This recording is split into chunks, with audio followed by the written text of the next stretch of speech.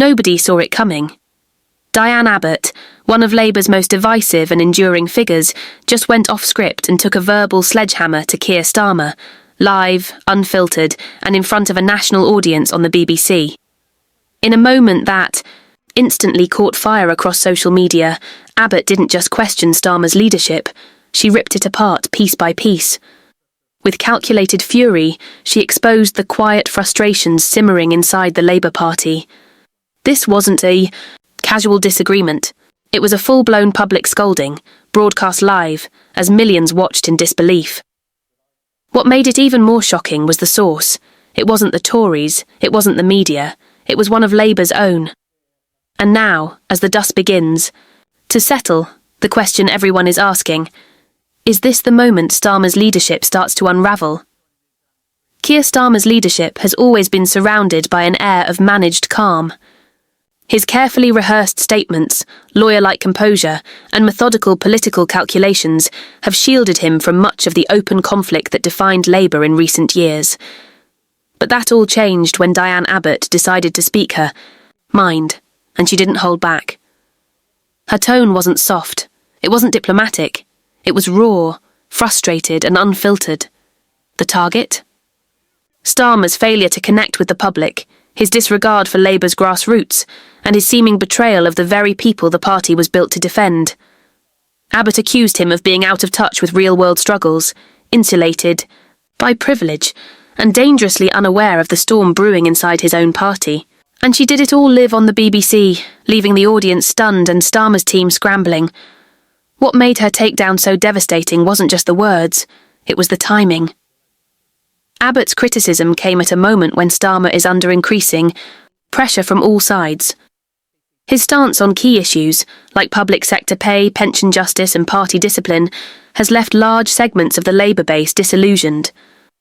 Behind the scenes, discontent is growing among backbenchers and long-time supporters who feel the party has lost its soul. But while many whisper their frustrations in private, Abbott shouted hers loud and clear in public. She spoke of betrayal, of promises broken, of a party drifting further away from the people it once championed. And in doing so, she tore a gaping hole in the carefully curated image of unity Starmer's team has tried so hard to maintain. Abbott specifically pointed to Starmer's privileged political rise as evidence of his disconnect. She accused him of being parachuted into a safe seat without ever having to earn his position through grassroots campaigning. According to her, this lack of experience within the ranks has left him clueless about the concerns of ordinary citizens, especially ageing women reliant on the state pension, whose struggles Starmer allegedly overlooks from the comfort of his cushy DPP pension. In one of the most damning moments of the broadcast, Abbott questioned what Starmer could possibly know about hardship when he's never truly had to fight for anything politically. She painted him as someone more comfortable in elite legal circles than in working-class communities, a man who may wear the Labour badge but doesn't carry its burden. As she continued, Abbott made it clear this wasn't just about one policy or one misstep. It was about a wider betrayal, a slow, deliberate turning away from the principles that once defined Labour. She warned that the new wave of MPs blindly following Starmer's lead might soon find themselves abandoned by the very voters they claim to represent. Her tone grew darker as she predicted an internal revolt, MPs refusing to vote with the leadership, choosing instead to side with their constituents. And when that happens, she suggested, the Labour Party won't just be facing a rebellion, it will be staring into the abyss of a full-blown identity crisis. What's even more explosive is how Abbott's comments have opened the floodgates for others to speak up. Already, murmurs are circulating within Westminster that more senior figures are preparing to challenge Starmer's direction. Some MPs are reportedly rethinking their loyalty, worried about facing backlash from voters who feel misled by the party's shifting positions.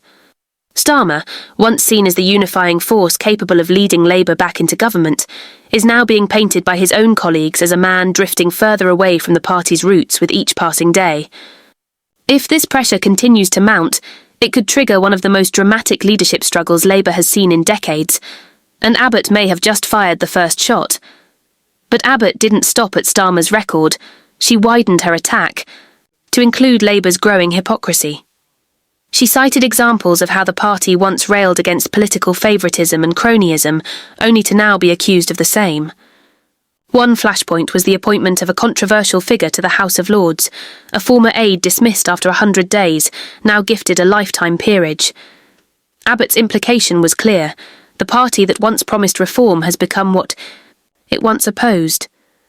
This, she argued, is the ultimate betrayal, not just of policy, but of principle. A betrayal that, if not stopped, could tear Labour apart from the inside. And yet, through all the noise, one thing was undeniable. Diane Abbott. Struck a nerve. She said what many in Labour dare not say aloud. Her words echoed the thoughts of party veterans, frustrated voters, and disillusioned activists. It was a wake-up call, blunt, brutal, and broadcast for all to see. And now, the only question that matters is whether Keir Starmer will survive the fallout. Because after this fiery confrontation, nothing will be the same again. The aftermath of Diane Abbott's live outburst has sent shockwaves through every corner of the Labour Party. Political insiders are describing it as an earthquake moment, the kind that not only rattles leadership, but threatens to fracture the very structure of the party. While Starmer's team worked quickly behind the scenes to downplay the incident, attempting to paint it as a moment of emotional overreach, they couldn't stop the growing firestorm. Within hours, Abbott's takedown was trending across social media platforms, clips were circulating with millions of views, and political commentators from both left and right were dissecting every word. What they all agreed on was this: the gloves were off. Diane Abbott had just dragged Starmer into a public arena where silence would be seen as weakness, and any retaliation would be viewed as confirmation of internal chaos.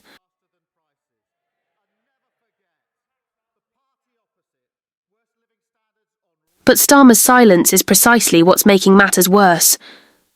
In the days following Abbott's attack, he has refused to directly address her criticisms. Instead, his spokesperson issued vague statements about internal discussions and a commitment to party unity. Yet behind closed doors, sources say the mood inside Labour headquarters is one of panic. Several MPs, especially those in marginal constituencies, are reportedly furious, not at Abbott, but at Starmer's failure to address mounting concerns over his leadership style and policy shifts. According to insiders, meetings have been tense, with some Labour members now openly questioning whether Starmer can still deliver a majority in the next general election. Abbott's public rebuke has not just exposed Starmer's vulnerability, it's emboldened others to challenge his authority. The growing list of grievances within the party is staggering. Abbott's attack pulled the curtain back on frustrations that have long festered in silence. MPs from the traditional Labour heartlands, especially in the North and Midlands, feel alienated by Starmer's pivot towards centrist policies that they say betray the party's working-class base. Others point to his cautious, robotic style of leadership, which they argue lacks passion, vision, and the ability to inspire voters in the way Jeremy Corbyn or even Tony Blair once did. While Starmer promised a new chapter for Labour after years of internal strife, many feel that the book he's writing is one of retreat, not renewal. In short, Abbott didn't just challenge Starmer, she voiced what many in the party have been whispering for months. It's not just the left-wing faction of Labour that's growing restless. Even centrist MPs, those who once supported Starmer's leadership bid, are becoming uneasy. They're watching polls tighten, especially with the rapid rise of Reform UK and the resurgence of Conservative ground support in specific regions. As Reform continues to capitalise on Labour's inconsistencies, particularly on issues like immigration and law enforcement, voters are starting to question whether Starmer really has the backbone to lead. Diane Abbott's attack landed so hard because it touched this exact nerve. She pointed out the widening gap between Labour's rhetoric and its actions. She warned that a Labour Party led by Starmer risks becoming indistinguishable from the very establishment it once fought against. And that message, broadcast live on national television, hit home with thousands of disillusioned voters. One of the most shocking elements of the BBC exchange was how Abbott framed Starmer's leadership as not only ineffective, but dangerously authoritarian. She accused him of stifling dissent within the party, silencing critics, and enforcing loyalty over logic. According to Abbott, MPs who raise legitimate concerns are being pushed aside in favour of yes-men and careerists. She highlighted recent disciplinary actions against members who spoke out about party direction, framing them as evidence of a leader more concerned with control than with progress. In her words, Starmer has turned Labour into a hollowed-out machine, polished on the surface but rotting within. This struck a chord with many activists who say they no longer recognise the party they joined. They fear that in chasing media approval and middle-class swing votes, Labour has abandoned its soul. As tensions rise, the implications of Abbott's intervention are starting to spill beyond Labour's internal dynamics. Conservative MPs have seized on the moment, using it as proof that Labour is in chaos and unfit to govern. Reform UK has doubled down on its messaging, presenting itself as the only party willing to speak hard truths and stand by its principles. Nigel Farage himself referenced Abbott's comments during a recent rally, stating, "Even Labour's own veterans know the truth. Starmer is weak, and the party has lost its way." This narrative is gaining traction, especially among working-class voters who feel betrayed by what they see as Labour's drift toward the political centre.